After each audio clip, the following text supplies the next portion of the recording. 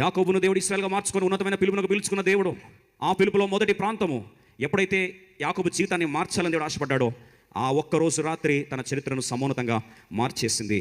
ఆ ఒక్కరోజు సంఘటన ఒక పిచ్చోడిలాగా చిమ్మ చీకటైపోయిన భవిష్యత్తులోనికి, ఆశల మేడలు కుప్పగూలిపోయిన ప్రపంచంలోనికి, అంతవరకు కష్టం అంటే తెలీదు, దుఃఖం అంటే తెలీదు, బాధ అంటే తెలీదు, కంఫర్ట్ జోన్లో పెరిగాడు, కంఫర్ట్ జోన్లో స్థిరపరచబడ్డాడు.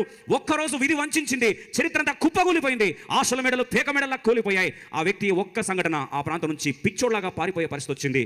పరిగెడుతున్నాడు, అర్థం అవట్లే, ఎటు వెళ్తున్నాడు అర్థం అవట్లే, ఎండుతున్నాడు, వర్షానికి నానుతున్నాడు, అగమ్య గోచరమైన చీకట్లోకి వెళ్తున్నాడు. ఇప్పుడు ఏషావు భయమే కాదు, మృగాల భయం, భవిష్యత్తు భయం, అన్ని భయాలు ఒక్కసారి కుటుంబాన్ని, ఆ వ్యక్తి జీవితాన్ని చిత్రం చేశాయి. ఒంటరివాడయ్యాడు, ఏకయ్యాడు, ఎటు వెళ్తున్నాడు అర్థం కావట్లే. అలాంటి ఆ వ్యక్తి జీవితంలో భవిష్యత్తు కంటే ఏమనుందా, పిలుపు ఏమనుందా అని చెప్పి ప్రశ్నిస్తే, ఆ ఒక్క సంఘటన, ఆ ఒక్క శ్రమ, ఆ ఒక్క వేదన, ఆ ఒక్క గాయం తన జీవితాన్ని పిలుపులోకి నెట్టేసిందని మరొకసారి దేవుడు జ్ఞాపకం చేస్తున్నాడు. మొట్టమొదటి సంతకం దేవుడు యాకోబు జీవితంలో పెట్టాడు. The seal of suffering, the seal of a tragedy, the seal of a pain. ఒక గాయం యొక్క ముద్ర, ఒక శ్రమ యొక్క ముద్ర, ఒక వేదన యొక్క ముద్ర, ఒక శ్రమ అనుభవం అనే ముద్ర, ఇబ్బందులనే ముద్ర.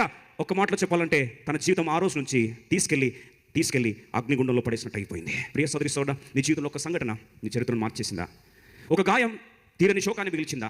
ఒక వేదన తిరుగులేని అవమానాన్ని మిగిల్చేసిందా? ఒక దుర్ఘటన నీ కుటుంబ చరిత్రను మార్చేసిందా? ఒక యాక్సిడెంట్, ఒక సంఘటన, ఒక శ్రమానుభవం నీ యొక్క ఆశల మేడల్ని కుప్పగూల్చేసిందా?